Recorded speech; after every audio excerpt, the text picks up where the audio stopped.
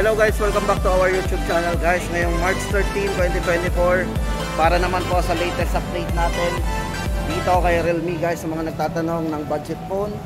At syempre hindi lang yung budget phone at yung mga bagong release phone na Realme guys, yan. Then guys, iisa-isahin po natin to. Tara guys, umpisahan na natin ang ating update. Ito guys, para sa latest update natin ngayon kay Realme guys, ito yung mga budget phone natin, yung mga C-series guys. Guys, bago tayo pumunta dito sa kanilang mga bagong release, like itong mga 12 Pro Plus and 12 Plus 5G yan. Ayan, punta muna tayo guys doon sa kanilang mga budget phone. Ito guys, ang ating budget phone. Unahin na natin si Note 50. Ito guys, sa mga naghahanap dyan ng budget phone pagdating sa phone na Realme, ito po si Realme Note 50. Ito na yung pinakamura po sa kanila. Ito guys, unahin natin ang price nito. Bali ito po ay naka 8GB RAM plus 64GB, 3,599. Para po sa size ng screen guys, ito check natin. Ito ay naka 6.7 na naka 90Hz po ang refresh rate ng screen nito. So smoothness na rin, napaka smooth. High definition display. So ayan, naka HD display na po yan. Then para po sa nipis po ng kanyang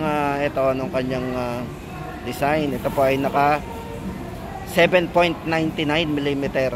So yan, 7.9mm, ganun siya kanipis. At naka IP54 na po to, dust and water resistant. So yung mga splash ng tubig ay safe po yung phone natin. Ito guys, para sa ibang kulay, ito yung ibang kulay na yan. Ito po yung isang kulay niyang black. Para pa ito guys, para nga pala sa kanyang security. Ito ay yan, naka side mounted fingerprint na din.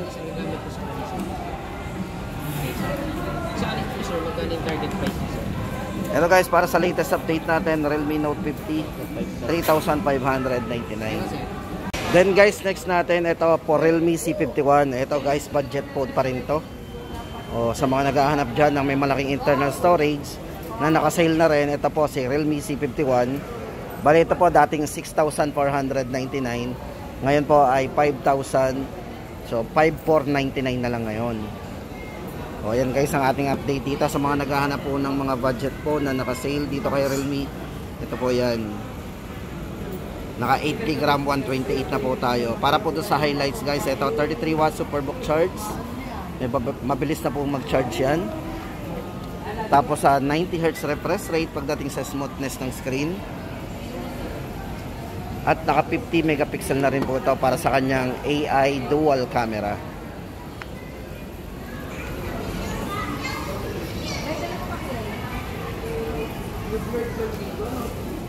Tapos yung design po ng camera, yan po yan, yung ating close up look. O yun guys, sa mga naghahanap dyan ng budget phone na Realme, ito po si Realme C51, naka 128 na po tayo. Yan, 5,499. Then guys, ito naman, next ko ipapakita sa inyo, ito po si Realme C53. For Realme C53 guys, ito isa po ito sa pinakamanipis na model po pagdating sa design ni Realme. Ito kasi para sa design po nito, ito ay naka 7.49mm para sa kanyang ultra slim design. Ito po yung kulay gold. So may isa pang kulay po ito, kulay black. Ako nga, hindi ko nga alam kung ano eh, ang pangalan ng market, tsaka ako lang lalaman kung and guys, para sa dalawang variants po nito, ito yan. So kung gusto natin ng 128GB, naka 12GB RAM na po tayo, 12 plus 12, 6. Yan, 6 plus 6 ang RAM po niyan. Tapos yan, ang maximum RAM is 12, 7,999 para sa 128GB natin. At kung 256 naman po, doble na po ang internal storage natin. At yung RAM din ay naka 16GB RAM na rin, maximum RAM. So 256, 8,999. Check niyo ma'am sir. Ito guys, para sa kanyang specs, ito yung naka 33 watts superbook charge na din, mabilis mag-charge. At naka 6.7 high definition plus na naka 90Hz po yung refresh rate din. So napaka-smooth din. Yan, ulitin po natin, 7.49mm po ang nipis po nito. Yan, kaya guys, mahilig kayo sa manipis, yan. Itong si Realme C53. ang mare-recommend natin sa inyo. Yan. At syempre guys, ito hindi pa huli ang camera na to. May malinaw na rin pong camera to na 50 megapixel. Yan ang front. Then yung back natin, kung gaano kalinaw yan.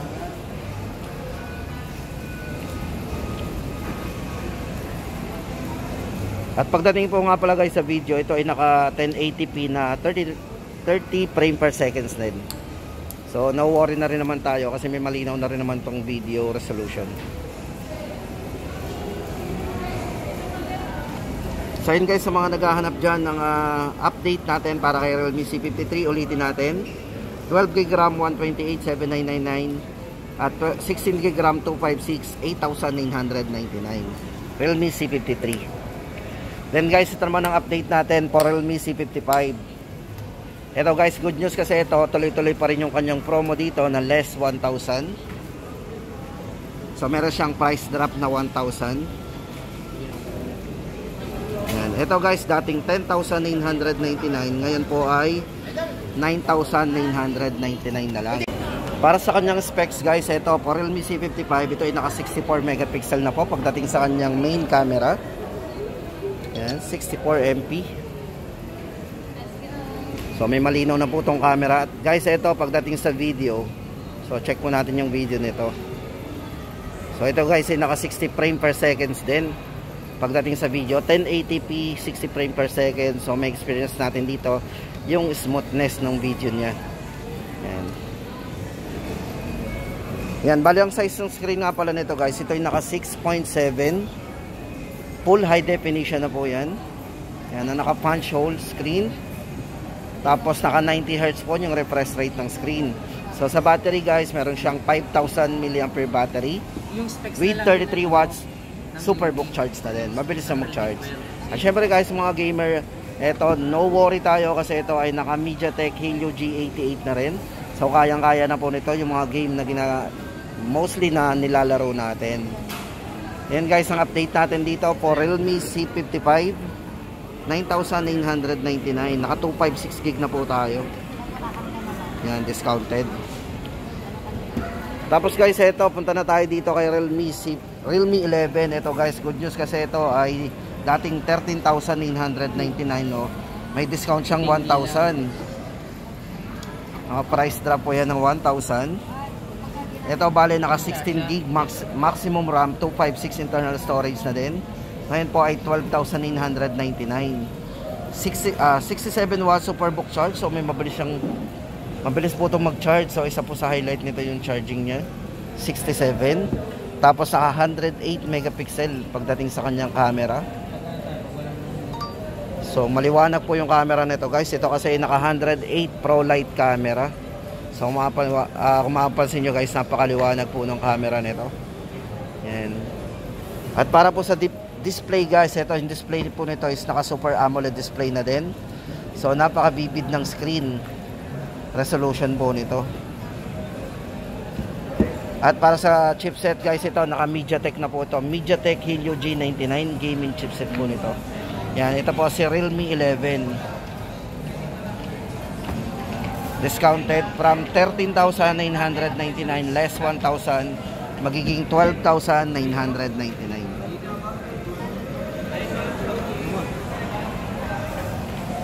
Tapos guys, ito naman, kung naghahanap kayo ng latest model pagdating sa C-Series, ito pong si Realme ay merong bagong release na C67. Ito po yung isang kulay ng C67, kulay black. Yung parang pagka-black po niya ay ano parang nag-green. Yan. Tapos yung isang kulay po niya yung Sunny Oasis, ito. Naka side mounted fingerprint din. Ito guys, para sa latest price update natin dito, ito po ay may dalawang variant sa pagpipilian. Yan, para po sa 128GB 9,999, naka 16GB RAM na po yan. Then yung kanyang 256GB 10,999. Then good thing dito guys, ito ay naka Qualcomm Snapdragon 685 ang kanyang chipset. So yun, sa mga nagtatanong nga pala kung meron na yan Snapdragon pagdating sa chipset, ito po yan C67. Tapos ito naka 108 megapixel 3x in sensor zoom camera po yan. So meron siyang malinaw na camera at naka 3 times in sensor zoom. Check po natin yung kanyang camera.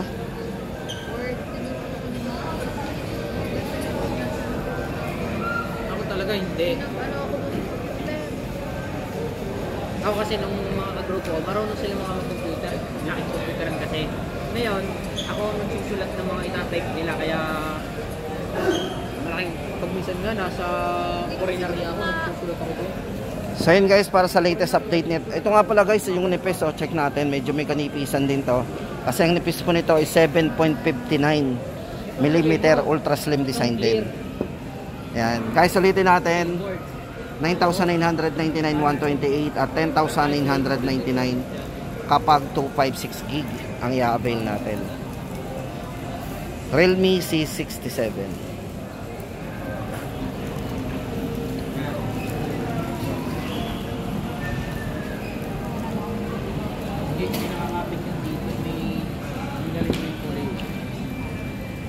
At pagdating naman guys sa pinaka-latest model po na Realme guys, ito meron tayo dito 12 series. Ang maganda po dito sa bagong release po nilang 12 series guys, ito ay parehong naka 5G ready na po ito. So mas mabilis po ang downloading and uploading natin kapag meron tayong connectivity ng 5G. Ito guys for Realme 12 Plus yan. Ito guys may dalawang variants din tayo dito. Unahin na po natin yung mga variants po sa presyo nito. 16GB RAM 256, 17,999. 19,999 naman kapag naka 24GB RAM tayo, tapos 256 internal storage. Ayan, so bali ang dalawang variants pa lang magkaiba sa RAM. Ayan. Tapos ito na guys, para sa highlights po ng kanyang specs, ito naka 50 megapixel Sony lens camera po yung ginamit natin dito, naka LYT 600 with optical image. So yan, para sa kanyang portrait camera. Yan, MediaTek Dimensity 7050 yung ginamit na chipset at naka Super AMOLED display po to na naka 120Hz yung refresh rate niya. Ay, pinsan pala ng pinsan. So, yung maganda dito guys, ito check natin yung design nito. Guys, yung likod nito naka vegan leather po yan. Napakagandang hawakan nito. Tapos napaka-flat po nung kanyang design nito, flat design.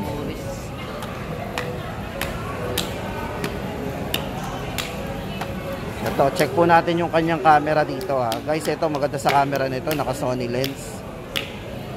Sa kanyang, maganda dito may optical image stabilization din pagdating sa camera. At meron siyang 0.6, so sa mga may hilig mag-selfie ng maramihan at mag-grouping. Yan, gamitin po natin yung 0.6 po niya na ultra wide. Yun ang nagtutubigan na maputi. Tawag doon ni Pinastubig, oh, Tisoy! Hindi man lang nangingitim, namumula lang Then check po natin yung video nito. Guys, ito sa video naka 1080p po yan, 60 frame per seconds. So napaka-smooth din ang video nito. Kung gagamitin po natin ang video guys nitong bago nilang wala naman. Portrait. So isa rin po sa bago niya ito guys, yung portrait. Smile man. Iba talaga. Pag-review. So ito guys yung portrait camera niya, ang ganda oh. Ayan guys, update natin dito sa bago po nilang release na Realme 12 Plus 5G. Dito natin 17,999 256 16GB 256 at 24GB 256 19,999. Tapos guys, ito na yung last sa ating listahan. Ito po si Realme 12 Pro Plus 5G na. So ito yon, isang variant lang po ito guys ha. Bale, unahin na po natin ang presyo nito. Maganda po dito guys, sobrang laki na po ng internal to, naka 512GB po yan, 24GB RAM. Cellphone sir, ito guys, ito yung naka quad curve na design sa kay kay Realme.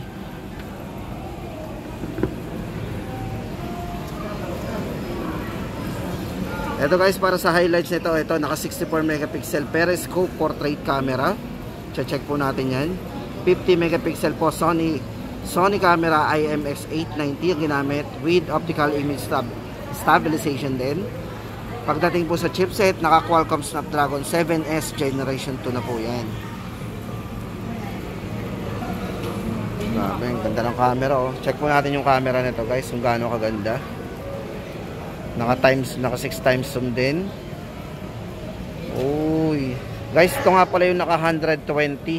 Kung isusum natin, ito nga pala yung 120 zoom pagdating sa kanyang camera.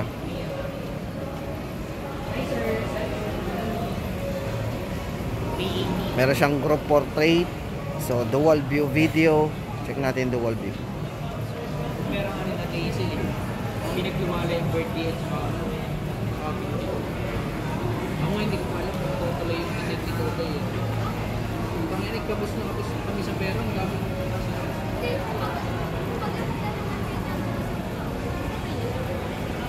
kaya nga eh, kasi syempre, bakit maganda